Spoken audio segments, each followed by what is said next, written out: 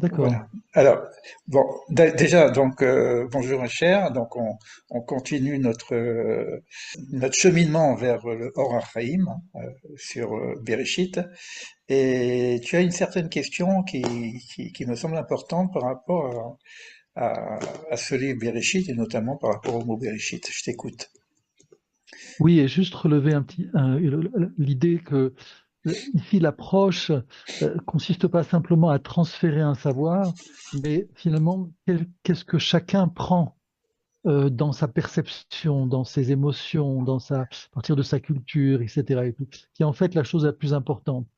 Euh, et donc ma question c'est quelle est votre perception, votre ressenti, et encore une fois, c'est pas une question de savoir, c'est pas un test, par rapport au mot Bereshit, qui est le premier mot qui va entamer toute la Torah, alors, et le fait que ce mot soit détaché en fait de tout le reste. Il est comme une entité par rapport à tout. Comment vous le percevez? Alors, on va commencer par Léa, puisqu'elle a commencé. Je- Alors, je vais spontanément, voilà, vraiment sans réfléchir, parler de mon ressenti. Alors, pour moi, Bereshit, c'est un mot énorme qui contient tout. Et je me sens très petite par rapport à ce mot. Et chaque fois que ce mot Bereshit revient, chaque année, ben, il y a des nouveautés, il y a des nouvelles choses. Il y a chaque fois Mhm. un petit plus. Je suis toujours euh, très avide d'arriver à Bereshit. Et puis, c'est une espèce de... C'est comme un enfant qui ouvre un cadeau. Chaque année, c'est le même cadeau, mais chaque année, il y a quelque chose de nouveau qui en ressort. Voilà. Mhm. Merci. Merci Léa. Donc, je Merci vois Léa. qu'il y a également Rose Espérance qui veut s'exprimer. Oui, bonsoir. C'est vrai que quand on démarre à Bereshit, on est un peu projeté dans un début de création en fait, hein. Et j'avais su que oui, c'était très difficile de le traduire en français ce mot. C'est un peu, moi, comme je dirais, les prémices en fait de l'existence du monde tel que Dieu l'a voulu. Et en même temps, c'est assez surprenant parce que de par cette projection du monde, on est en connexion avec Dieu, dans le sens où on voit qu'est-ce qu'il veut faire. Qu'est-ce qu'il veut construire comme monde, comme univers, comment il le construit au fur et à mesure. Merci. Merci Rose Espérance. Alors, moi, je vais te poser une question, Cher, parce que tu es parti d'un présupposé en posant la question comment on perçoit Bereshit qui est en dehors du contexte. Or, moi, si je suis très simple, je dis Bereshit bara Elohim et Hashem Yivaret, Bereshit bara Elohim. Non, c'est pas hors contexte, c'est dans la phrase, c'est un mot qui rentre dans un mot. Bon, quand traduit par commencement, non. Comment tu peux déterminer, donc en présupposer tout de suite que Bereshit bara Elohim, et Bereshit est à part. Et c'est l'enseignement du Or HaChaim que je reprends. Il dit le mot Bereshit, c'est un mot qui doit être suivi par quelque chose. C'est le Bereshit 2. C'est comme si tu dirais commencement. C'est brutal et qu'est-ce qui vient derrière? Donc, et on va voir que dans le mot Bereshit, il y a tout. C'est-à-dire qu'on va voir que dans le mot Bereshit, il y a ce qui est Réchit, il y a Israël, il y a la Torah, il y a vraiment tout dans le mot Bereshit. Et, et, moi, ce que je perçois, c'est cette idée, le fait que le mot soit à part, il nous ramène à quelque chose qui est de l'ordre de l'éternité. Tout est dedans. Il n'y a pas de début, il n'y a pas de fin. C'est presque intemporel. Il n'y a pas d'espace. C'est une réalité qu'on- que je perçois pas, mais en même temps, c'est une réalité auquel j'aspire. Et donc, moi, en tant que HR, mon aspiration, c'est que cet être-là que j'ai reçu, il soit éternel. Donc tout ce qui peut me rattacher avec une perception qui me dit que derrière notre monde, comment dire, temporaire, il peut me dire derrière, il y a une autre dimension qui est vraiment une notion de l'éternité, alors, alors ça me donne de l'espoir. Quel mot tu peux dire? Vas-y, dis. Alors, moi, je suis un petit peu embêté parce que j'ai une expérience avec Bereshit presque mystique. Donc, j'en ai écrit un livre, quoi. Même mes 3 livres, je pourrais presque dire, dans la mesure où, quand je faisais ma vie quotidienne, bon, dans mon magasin, mon travail, bon, c'est très sympathique. L'enseignement, le coaching, les formations. Et puis, un jour, en méditation, j'entends Bereshit 72. Je sais pas ce que c'est, je comprends pas. Mais j'entends, hein. C'est de la clairaudience, on appelle ça comme ça. Un mot, quoi. Je dis au creux de mon âme.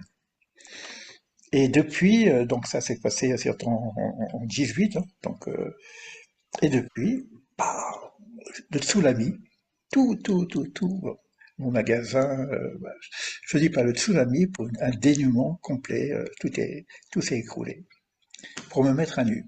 Après, j'ai eu aussi, dernièrement, là, c'est plus récent, c'est Bahir.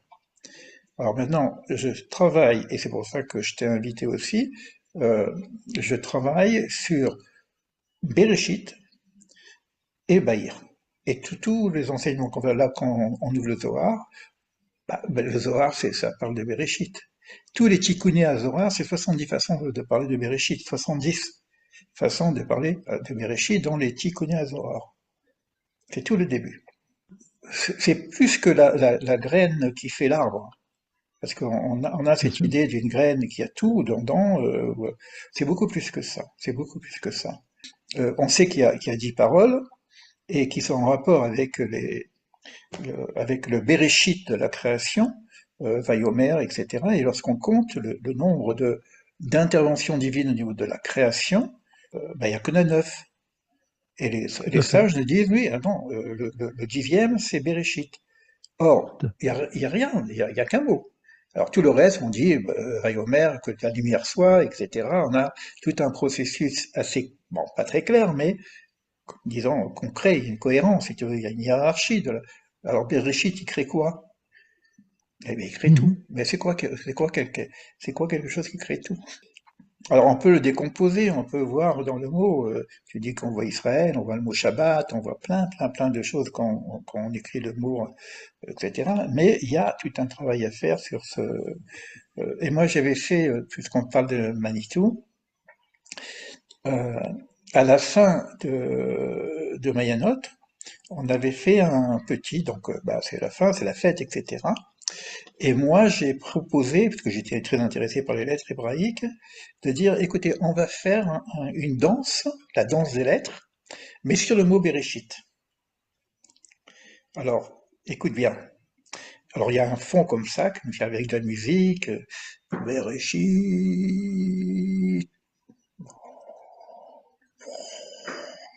le vent et tout. Bara, ben, tu prends Bereshit, il y a le mot bara. Après, et, tu prends Bereshit, il y a le mot et. Hashamaïm, je prends le shin. Alors, ça danse, hein, tu vois, ça dure un certain temps avec des bruits et des machins. Hashamaïm. Ve'et, et, je retrouve. Haaretz. Or, Haaretz, on ne va pas trouver Haaretz. Et moi, j'avais le Lamed. C'était celui qui faisait tourner, je tournais avec le Lamed, etc. Et c'est moi qui prenais les lettres, on était habillés en homme sandwich, hein. C'était vraiment un spectacle, hein. Je te dis ça parce que c'est très fort par rapport à ce qui s'est passé par rapport à Manitou. Et Eretz, alors je reprends toutes les lettres d'Israël, mais il manquait le Lamed. Et c'est moi qui faisais le Lamed. Donc je reprends les lettres de Bereshit, il y a toutes les lettres d'Israël, et quand je mets le Lamed, ça fait Israël.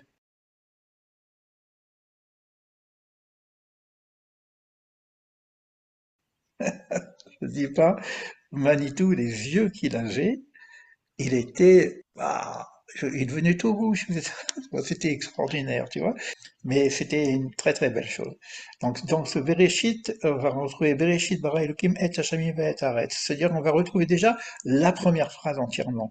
Et on nous dit de Mhm. toute façon que dans ce mot-là, c'est pas qu'il y a que la première phrase, il y a tout le premier chapitre, il y a tout la paracha Bereshit, il y a toutes les 5 livres de la Torah. Bon, voilà, c'est ça Bereshit. Voilà pour ta Et question. que l'on retrouve aussi au niveau de la science avec cette incertitude qui est dans la notion du Big Bang. Aussi, oui, C'est-à-dire c'est vrai, vouloir bien sûr. dire qu'il y a tout d'un coup quelque chose, mais on ne sait pas d'où ça vient. Aussi, mais là, la dernière fois dans notre cours, on s'était arrêté sur les quatre mondes, hein, tu te rappelles? Donc, on le reprendra quand on le verra sur Or HaChaim.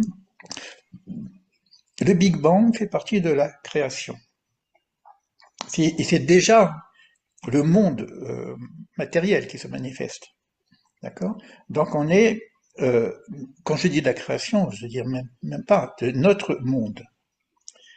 C'est notre monde, les étoiles, etc. On y est dedans. On est donc presque dans le monde de la matérialisation. Mais le mot bara, il n'y a pas de matérialisation. Tout à Donc fait, ça veut dire c'est bien avant le Big Bang. tout à fait. Et très Bien avant le bien, Big Bang. Hein. juste, très Donc juste, tout à fait. Bereshit, c'est avant le Big Bang. Et même Mhm. avant Big Bang, il y a autre chose. Il y a encore il y a la Yetzira, il y a la Beria, quoi. Tout Donc à fait.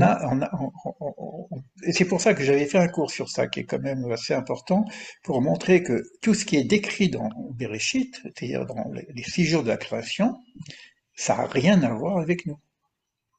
Quand on parle de Mhm. l'homme, c'est pas nous. Quand on parle des animaux, des arbres, le troisième jour, on crée un arbre, mais il n'y a pas encore de planète.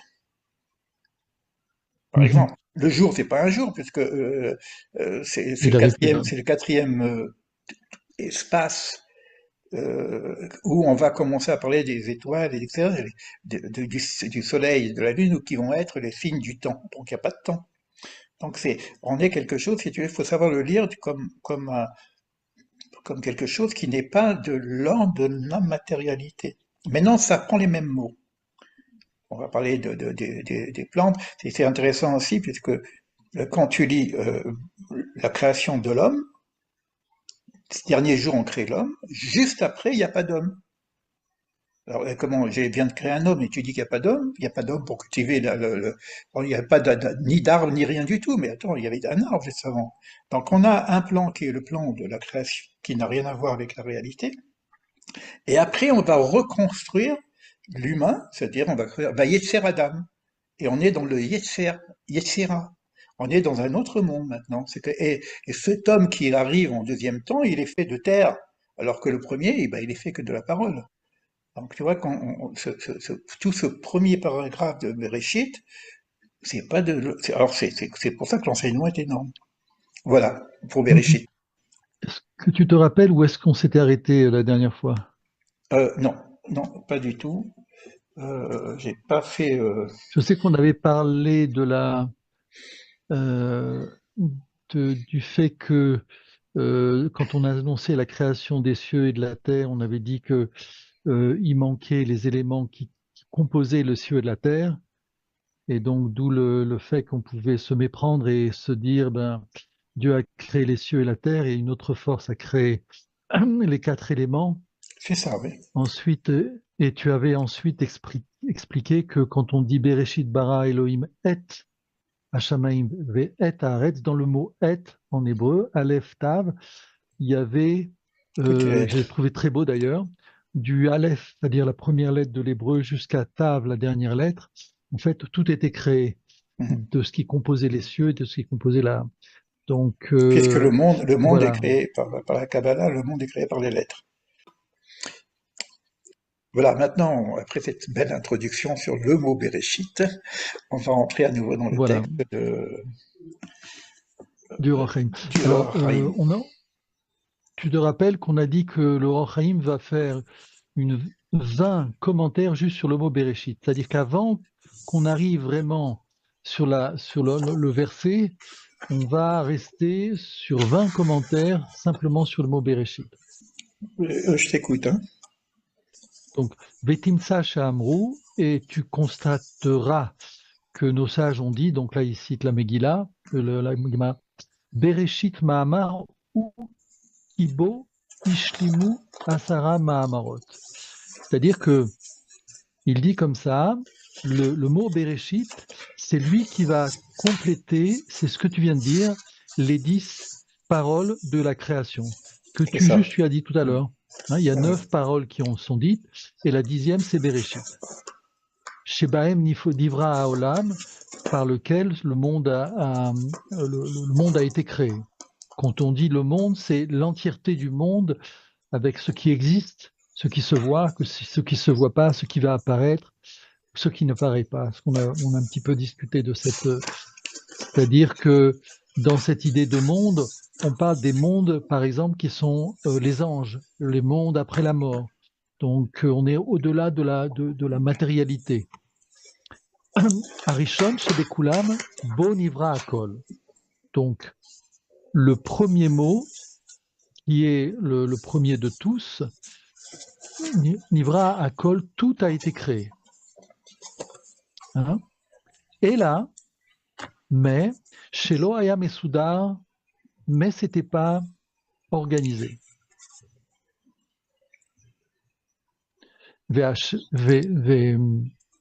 והשם כל הבריות בנמצא, אבל חסכו הסדר וסדרן הקדוש ברוך הוא דבר יום ביומו. C'est-à-dire que donc c'est la première de toutes les paroles, et comme on a vu, donc tout était en chaos, tout était dans la confusion, et ce que fait Akadosh Baruch Hu, eh ben, il agence le monde. Alors, j'ai bien aimé la façon dont tu as présenté les choses par rapport aux lettres. C'est-à-dire cette idée que on a des lettres qui volent comme ça dans l'air, et par la magie de ces mots, eh bien, on crée la parole, on crée le langage, on crée la construction, on crée tout, quoi. Ouais. Je continue? Oui, bien sûr. Bayom Arishon Ichin veivdi laor min achosher. Donc, le premier jour, il a fait la différence entre la lumière et les ténèbres. On va voir que quand il parle ici de la lumière des ténèbres, dans notre perception, cette chose-là n'existe pas. On parle d'autre chose. Min achosher, vekana achosher, Mekomo ve'ahor Mekomo. Et donc ensuite, il a établi chaque chose à sa place. La lumière à sa place, les ténèbres à leur place. Bon, moi, par rapport à ce que j'ai appris sur le Bahir principalement, hein, Oui, le Bahir, c'est un livre très, très, très obscur, très fermé en même temps. Et il y a une notion par rapport à ce chaos. Alors, d'abord, faut connaître un petit peu des éléments de Kabbalah, sinon c'est très compliqué, parce que tout est hermétique là-dessus. Hein. Donc, c'est en rapport avec ce qu'on appelle la Shfirat HaKelim, la brisure des vases. D'accord? Je ne sais pas si tu connais un petit peu. Je ne vais pas rentrer dans le détail parce que on le voit plutôt dans le côté de la Kabbalah et puis avec le Bahir. Alors pourquoi? C'est quand même ontologique, c'est-à-dire ça fait partie de la création, ça fait partie du projet divin. Donc dans la mesure où le monde dans lequel nous allons vivre est un monde dans lequel il doit y avoir aussi le libre arbitre, il faut et ça c'est une première chose, donc il faut qu'il y ait quelque chose qui nous permette de faire un vrai choix entre le juste et le faux. Donc il faut bien qu'il y ait du faux pour qu'on puisse avoir le vrai choix. Donc il y a une création quelque part de ce qu'on appelle barara, de la création du principe et non pas du mal, du principe du ra. Ça c'est une première chose. Et une deuxième chose, lorsqu'on dit tohu vabohu, ve'ares haïta tohu vabohu, parce que ça parle de ça quelque part.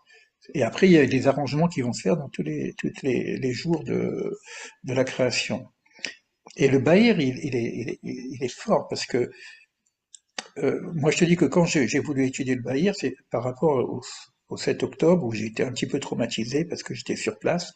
J'ai vu l'enfer, j'ai vu et moi qui travaille depuis des années et des années sur la lumière dans les ténèbres, là, j'ai dit non, il y a pas de lumière, là, c'est tout noir, quoi, c'est foutu, quoi, là.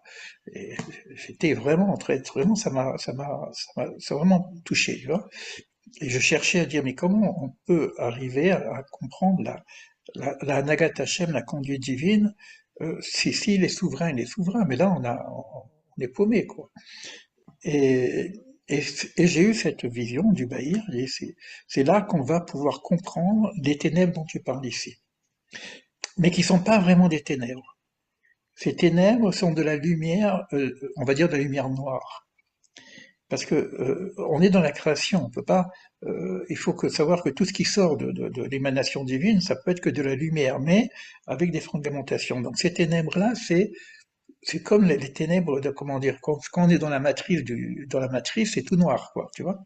Et on nous dit que la lumière est cachée dans les shorakim. Donc après, c'est tout le début du Bahir, hein. Donc dans ces ténèbres, il y a de la lumière.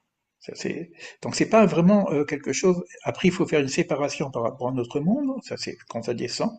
Et dans Tohu Vabohu, la lecture de Tohu Vabohu, Tohu, ok, le grand chaos, Bohu, Bohu, il est dedans. Le Hu, qui est la partie divine obscure, inconnue, inaccessible, ou, il y a plusieurs façons de parler de, on dit Ata, mais on dit Fra ou, tu vois. Et le ou, c'est la partie très très loin, quoi, qu'on ne peut pas saisir. Beau ou, il est dedans. C'est-à-dire que soit on lit d'une façon dualiste, et on voit toutes les divisions qui vont se faire après, soit on voit que dès le départ, il ne faut pas lâcher cette unité, parce que sinon on reste dans une approche totalement dualiste de la création.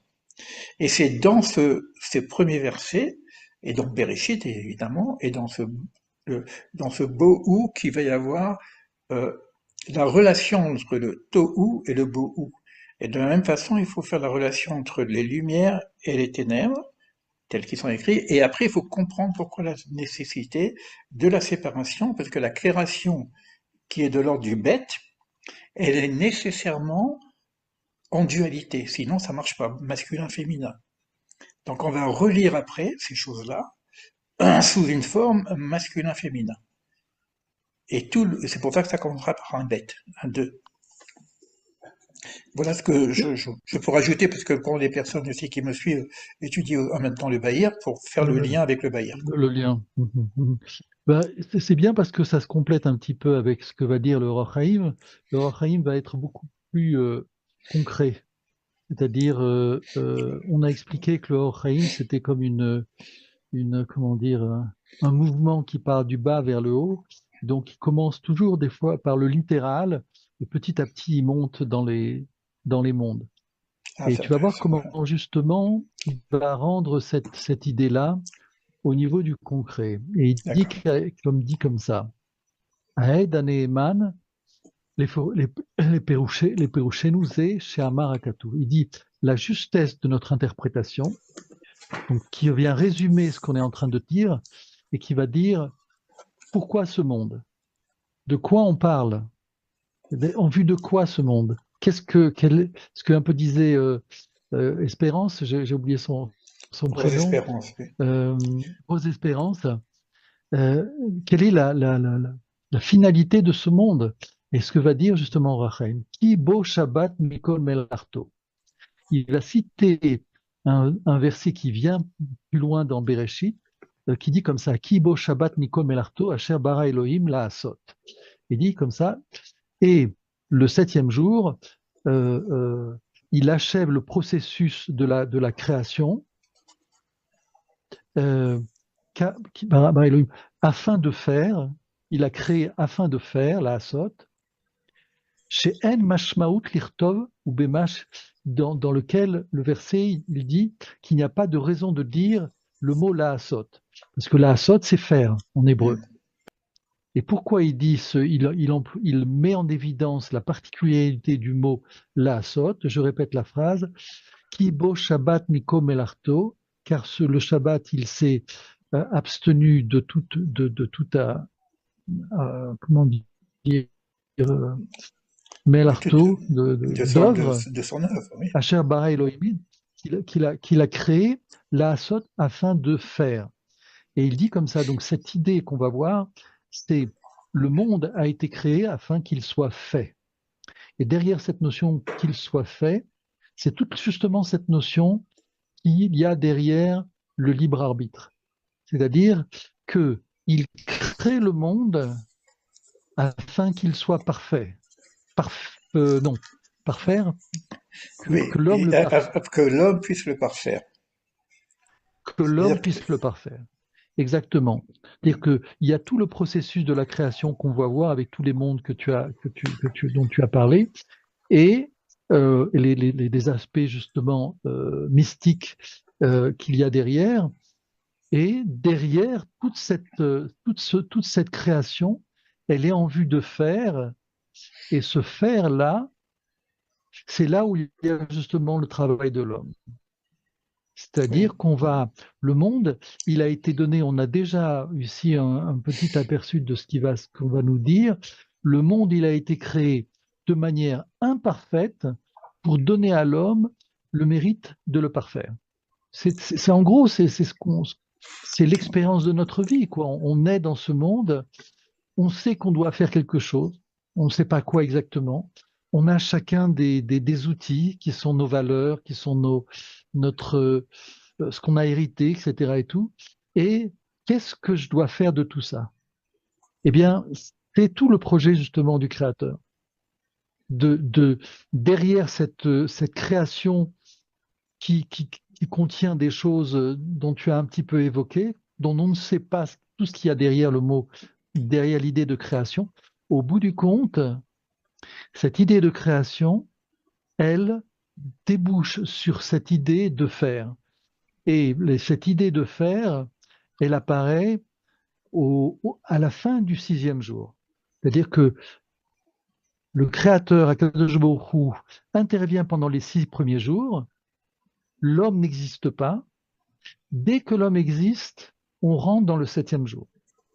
Et une particularité que mettait en évidence Manitou, vous regarderez dans la Torah, dans le livre de Bereshit, il est écrit que le premier jour soit, il est validé, le premier jour était bon, le 2e jour est validé, le 3e jour, tous les jours sont validés, y compris le 6e jour, mais quand on entame le 7e jour, il n'y a pas de validation.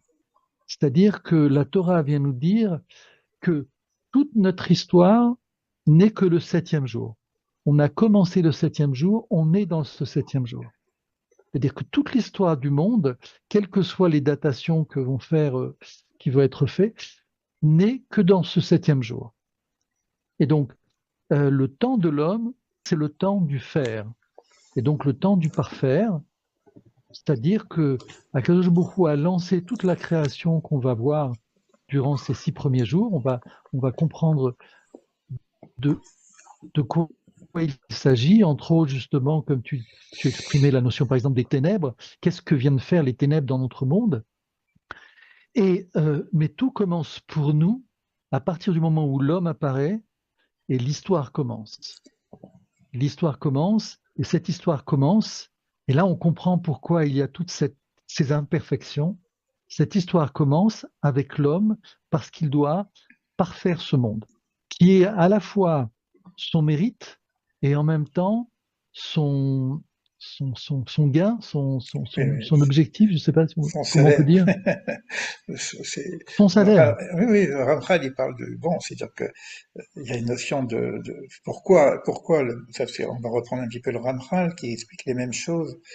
Pourquoi le monde n'est pas fini, c'est que Manitou dit le mérite d'être.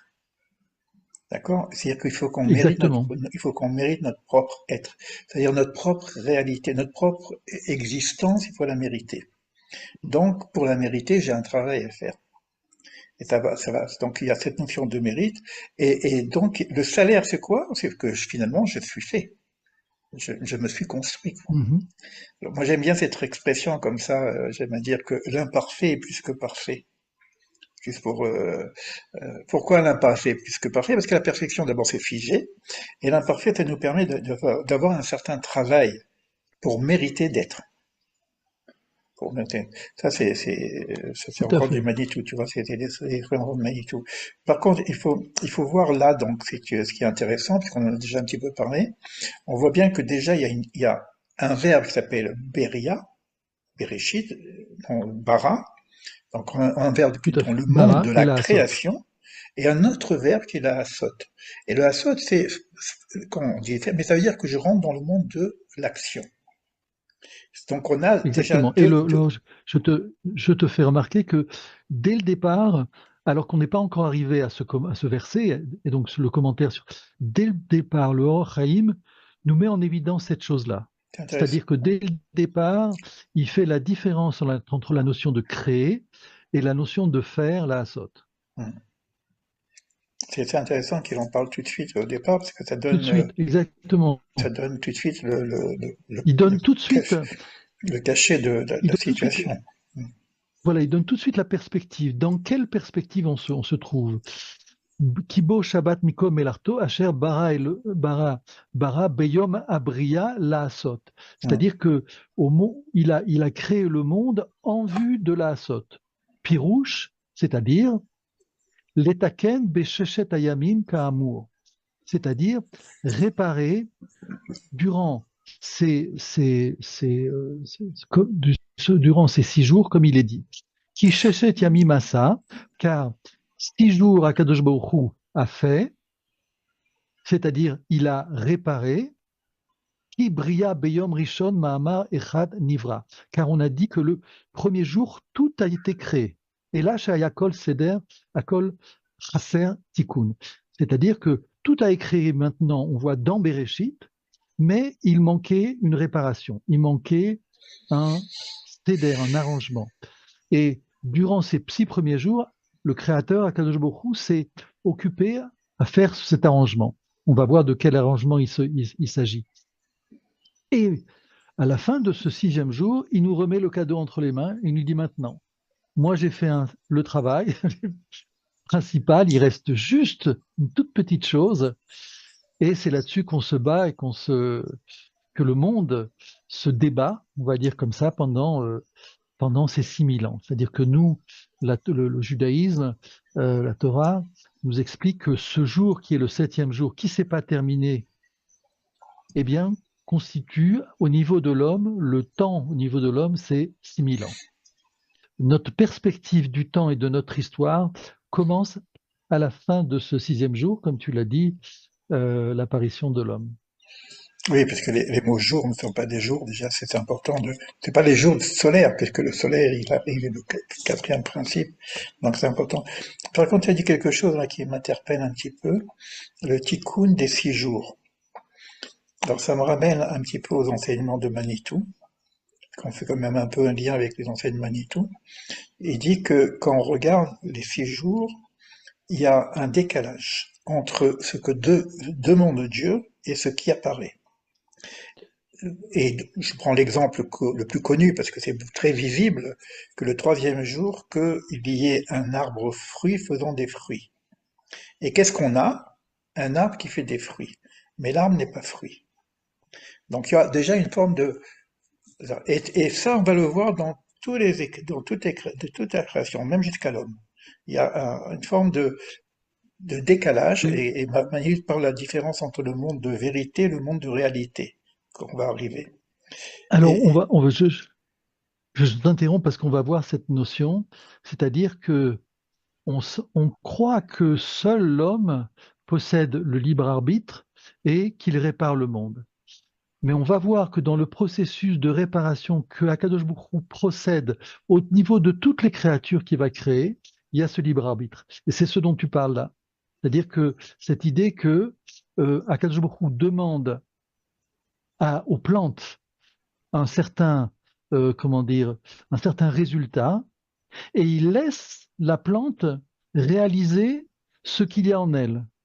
Et donc, on va voir qu'au niveau de la plante, il y a comment dire, bon, ça va être discuté par le Roch Haïm, mais il y a une sorte de ratage, je ne sais pas comment on peut dire, c'est-à-dire que le de décalage. décalage, exactement. C'est-à-dire que Akadosh Baruch Hu demande à la plante un certain résultat.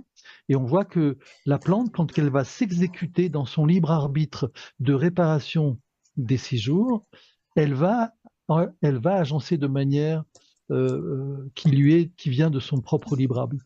C'est-à-dire Oui, que oui, c'est intéressant. c'est une notion importante qui vient remettre en question et abattre complètement le principe du darwinisme, qui voudrait que le monde se déroule et s'enchaîne au fur et à mesure de manière un peu arbitraire, et le plus fort domine, le plus fort prend le jour et développe comme ça toute la créature et le monde.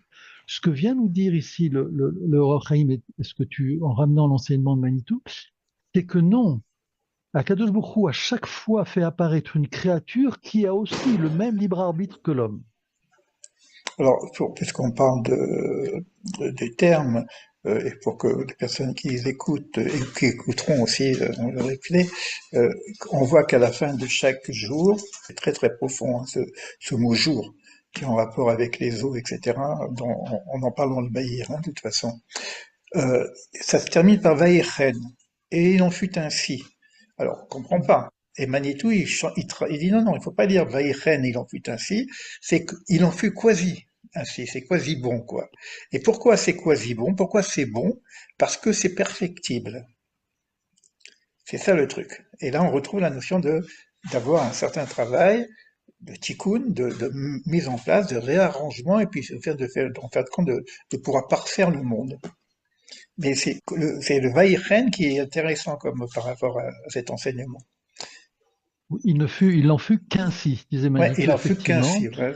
Et ça permet d'introduire, puisqu'on parle d'un monde qui est à la fois créé et d'un monde qui est à parfaire, alors on a ici une réponse à l'angoisse de l'homme qu'on avait posée la dernière fois, à savoir le Créateur devrait créer un monde parfait, où il n'y a pas la mort, où il n'y a pas la souffrance, etc. et tout. Et moi, le monde que je vis, c'est pas ce monde-là.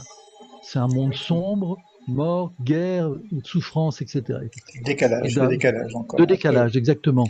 Et tu en avais parlé. Et donc, on parle ici, il y a le monde de la vérité, c'est le monde qui est dans le créateur, du le dedans du projet, créateur, le monde le projet, on va projet, dire, le projet. Oui. et le monde de la réalité, donc c'est celui-là qui est à réparer.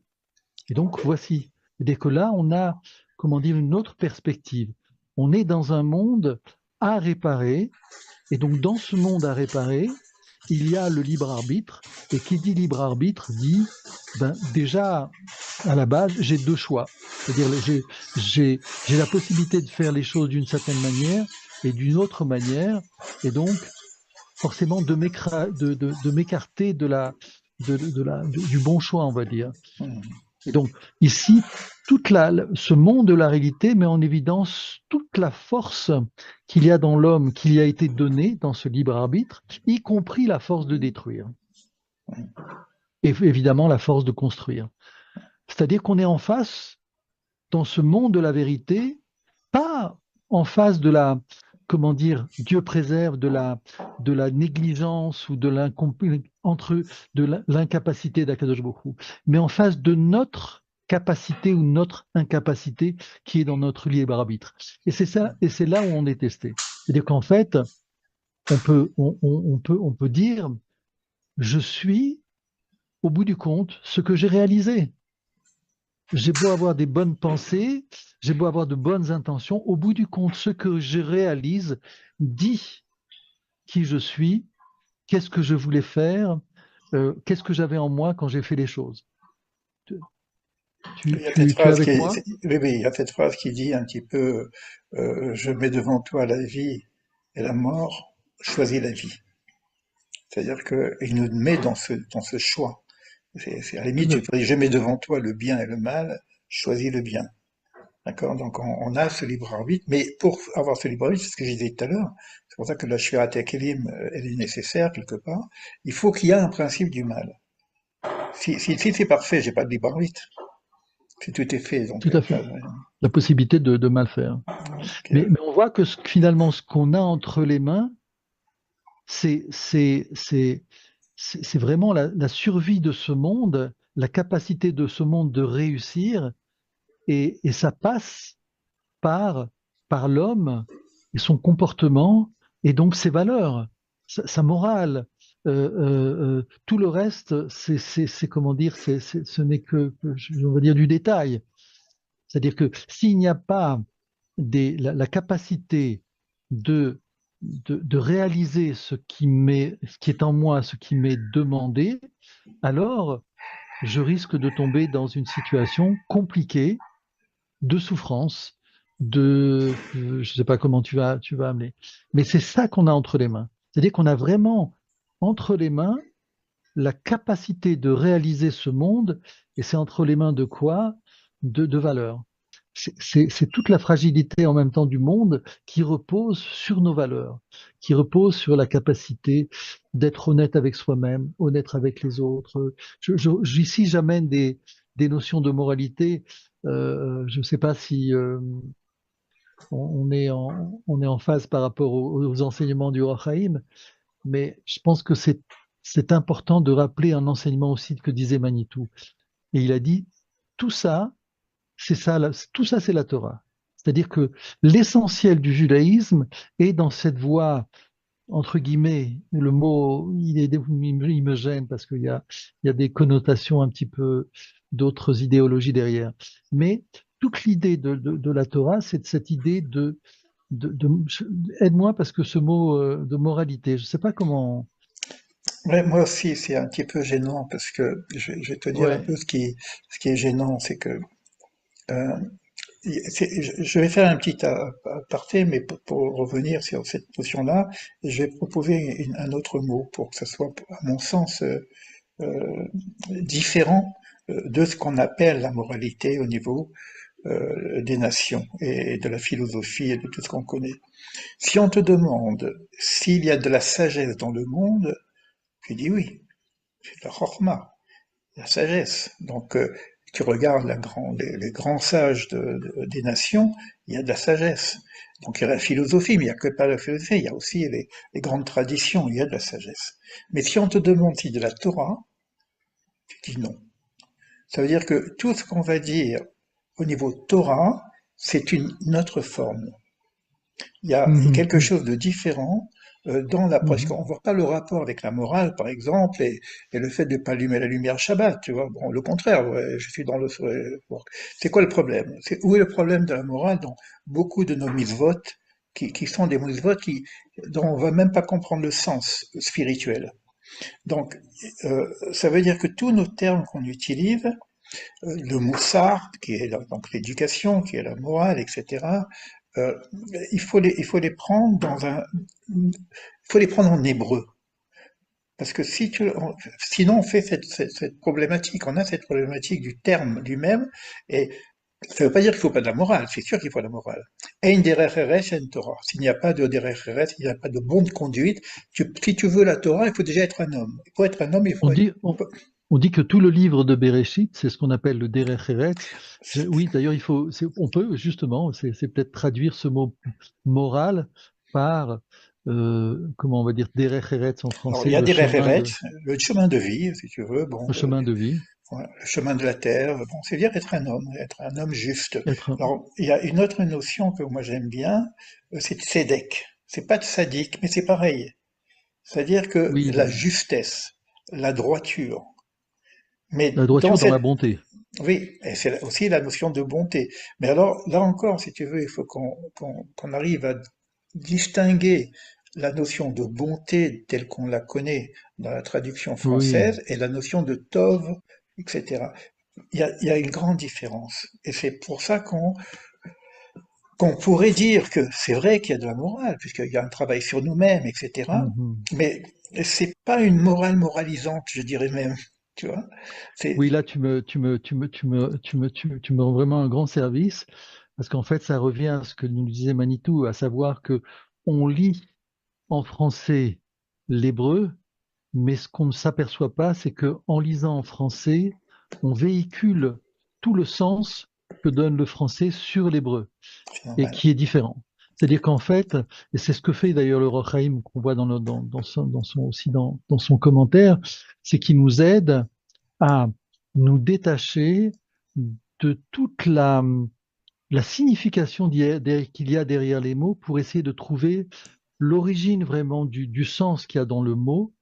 Et là, donc, je crois que oui, ça c'est important. Il faut être capable de se défaire de tous les a priori que l'on a, les sens qu'on met déjà dans les mots qui finalement enferment le mot et l'empêchent de dire vraiment ce qu'il a à dire. Je ne sais pas si c'est... Non, non, moi, je donne un exemple comme ça en rigolant. Euh, on a une expérience, si tu veux, des pérégrinations du peuple hébreu. C'est une histoire. On en a fait des films, etc. Tu connais le film Les Dix Commandements, quoi. C'est un beau film, c'est énorme. On arrive Oui, en c'est un beau Égypte, film. les coups de fouet, le machin, la souffrance, etc. Et puis tout ça, pour traverser le désert. Et puis on arrive au mont Sinaï et on a les commandements. Qu'est-ce que c'est? Tu ne voleras pas. Tu ne tueras pas. Tu respectes ton père et ta mère. Ok, oh d'accord, mais tout ça pour C'est une ça? évidence. Oui, Tu- bon, c'est quelque chose qui est connu de tout le monde, quoi. Il n'y a mais pas tout ça besoin pour d'avoir ça, la mais j'ai Torah pas. pour... Alors, ça veut dire quoi? Tu ne tueras pas. C'est-à-dire que si je prends les mots en traduction, comme on vient de le faire, je dis, bah attends, qu'est-ce que tu m'apprends là? Merci.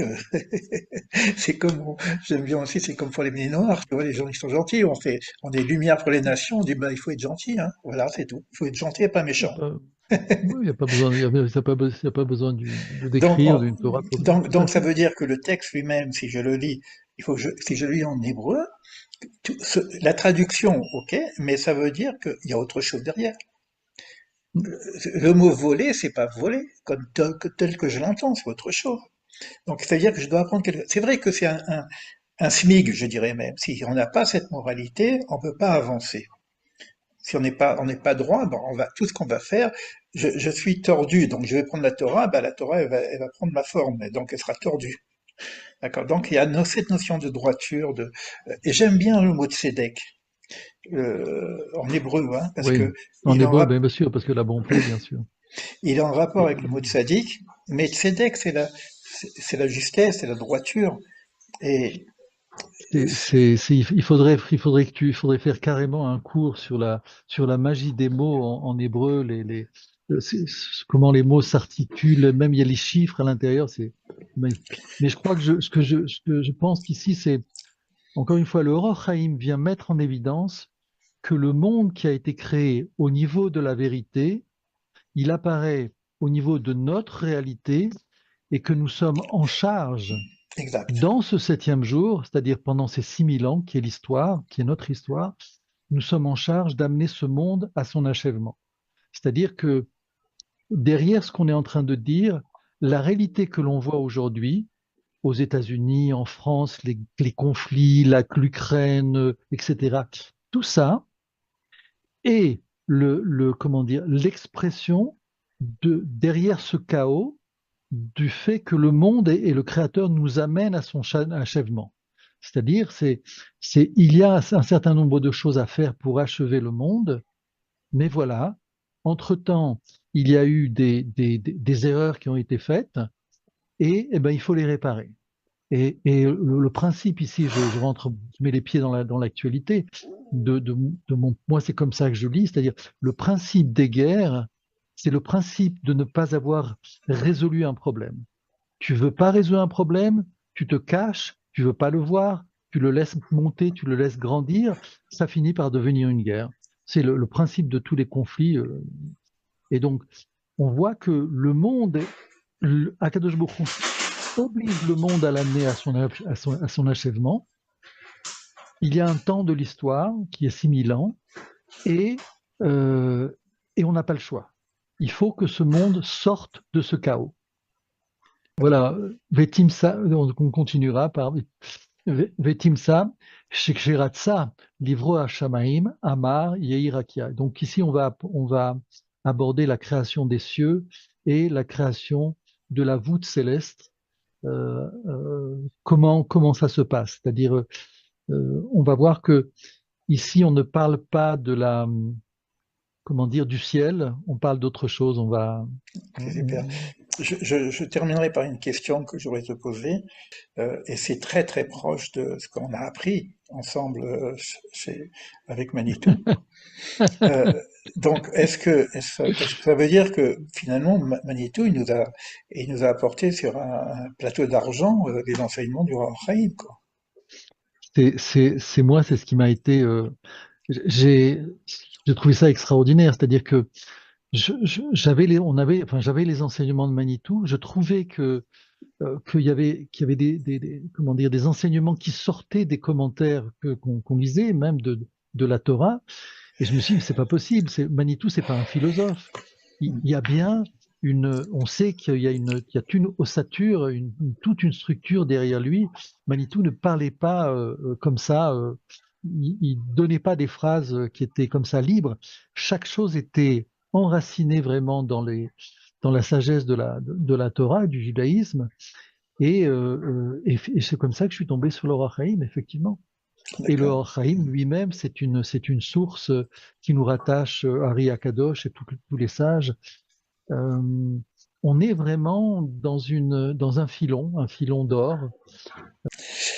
Ok, Cher, écoute, ben, merci de cet échange, et puis on se revoit la semaine prochaine. Avec Ah, plaisir. à l'école, tout va bientôt. À bientôt. Merci, à bientôt, au revoir. À bientôt, vous Merci, tous. à bientôt, bonne Bye soirée. bye. À bientôt.